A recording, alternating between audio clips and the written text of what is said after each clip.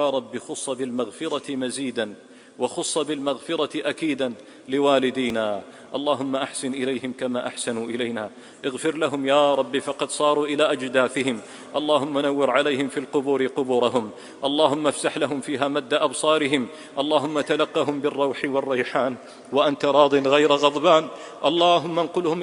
إلى دار السرور، اللهم اجعلهم في جيرتك خير جيرة، اللهم آنس وحشتهم وسد خلتهم ونور أضرحتهم وقبورهم، اللهم اغفر لآبائنا الميتين، اللهم اغفر لهم وارحمهم وعافهم واعف عنهم، اللهم أكرم نزلهم ووسع مدخلهم واغسلهم بالماء والثلج والبرد ونقهم من الذنوب والخطايا كما ينقى الثوب الأبيض من الدنس، اللهم جازهم على الحسنات إحسانا وعلى السيئات عفوا وغفرانا، اللهم ما كان من حسناتهم فضاعفها وفخمها وتقبلها وارفعها، وما كان من سيئاتهم فامحها وتجاوز عنها يا رب العالمين، اللهم إنهم قد أحسنوا إلينا فأحسن إليهم، اللهم إنهم آثرونا فآثرهم، اللهم إنهم رحمونا فارحمهم، اللهم إنهم قدمونا فقدمهم، اللهم فاجعل جزاءهم فردوسك الأعلى، اللهم اجعلهم مع النبيين والصديقين والشهداء والصالحين وحسن أولئك رفيقا،